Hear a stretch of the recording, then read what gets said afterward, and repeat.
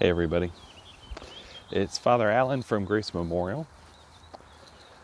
I am out in the sunlight because for many of us, we have been inside a little bit too long, and even though it has only been a few days that we've been talking about things like self-quarantine, self-isolation, social distancing, and things like that, it was good to see a little bit of sunshine today. If you do have the opportunity to get out, if you're able to open your windows, I strongly suggest it. You know, it reminds me that even in these days, that God is present. Even in these times, that we have ways to experience the warmth of God's love, the beauty of the world, the joy of community. In these days, the vestry and I have been discussing what's next. What do we do? How do we move forward? How do we continue to do what we always do? Which is to be the community that God has called us to be. Even now, as we limit the time that we spend together, how do we continue doing the things that make us a unique community of faith? How do we learn together, grow closer to God together, worship together, even when we can't be in the same room? These are difficult questions, but they're vital questions because they are questions that the church has always been asking. How do we do the things that draw us closer to God in this age, in this day? We have been here before. We have been in times of rapid change, of dire circumstances. There have been wars, there have been persecutions, there has been famine. There have been things that have driven us to seek God in new ways. And yet those ways are also very familiar. Those things that we do will be the things that draw the most of God out of us. They will be the things that draw the most of community out of us.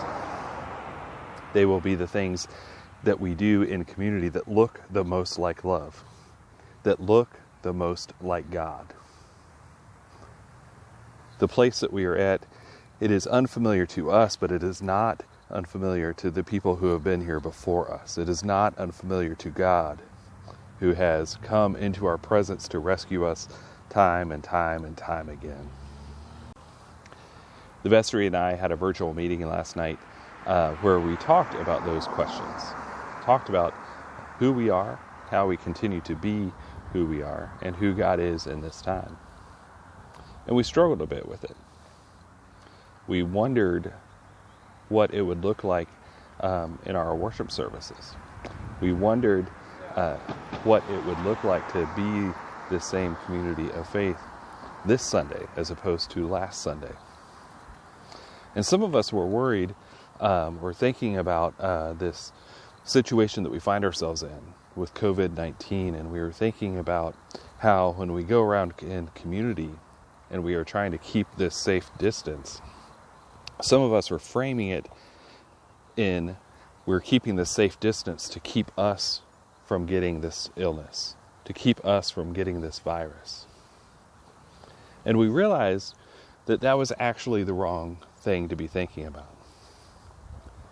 Because if we are thinking about this illness as far as keeping ourselves safe, we're missing the point of why we're keeping this social distance. The people who are most affected by this particular virus are the people who are most vulnerable to a lot of illnesses. The people who are most vulnerable to a lot of different changes in well-being, to changes in the environment.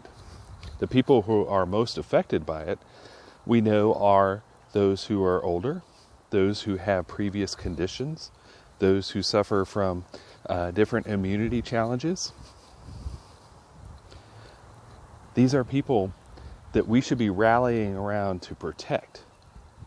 And that's exactly what we're doing by distancing ourselves socially. We're not trying to avoid being ill ourselves.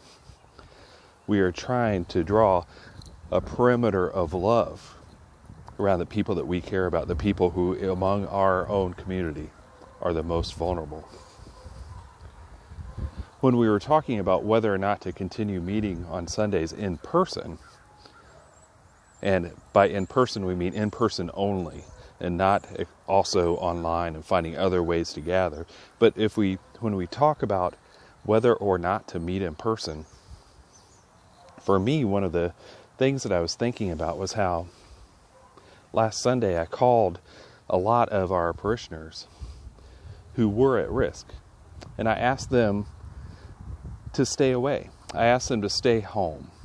I wanted to make sure that they were making decisions to take care of themselves, and it was ultimately up to them. And many of them had already made that choice to isolate themselves, to remove the risk from their environments, so that they could continue to thrive where they were. But some individuals decided that because we were worshiping, that they would come. Some people who are at risk decided to put themselves at a greater risk by coming to worship with the community because the doors were open. And that was eye-opening for me.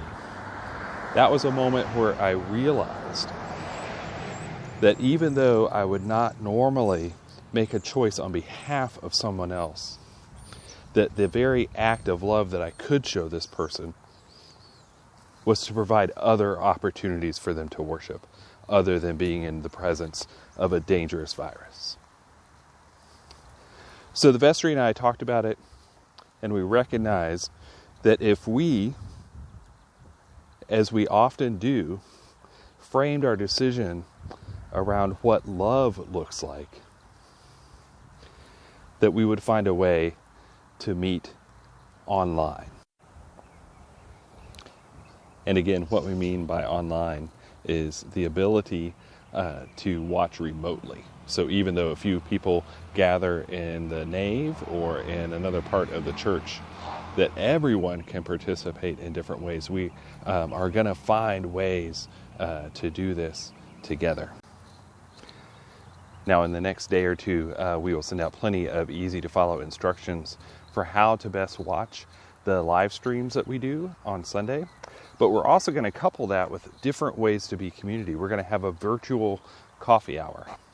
I'm going to have virtual office hours where not only will I be around for people to stop in and get coffee with or to talk to, or for me to do pastoral care with, for me to go to someone's home if they're ill. I'm ready and available to do that. But also, you can have a virtual chat with me. We're going to have tech ambassadors who go out and help people find these new ways, if it's new to them, to connect. We're going to make it as easy as possible.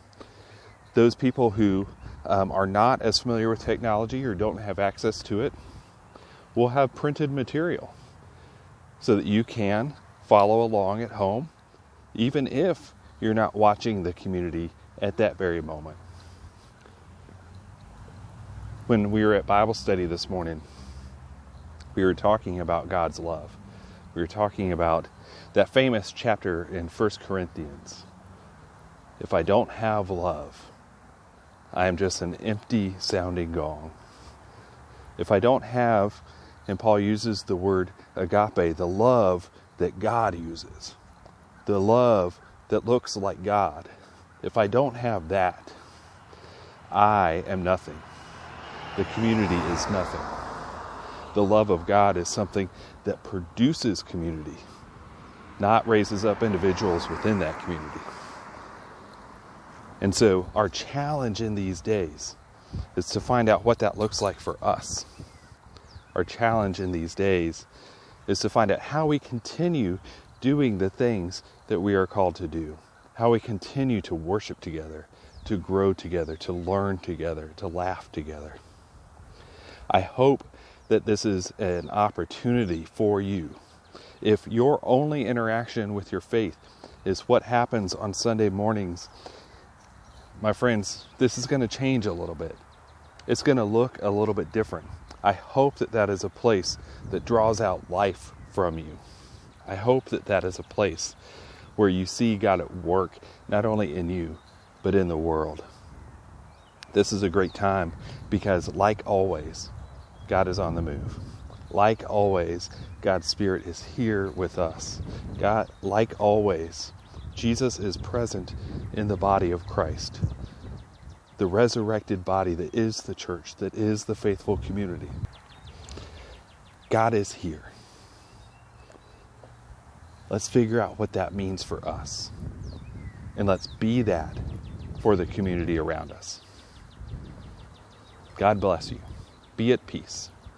Look for all the information to come so that you can most easily access it. We'll also be talking about information on how we're going to be connecting with our neighbors and providing support for those who need it.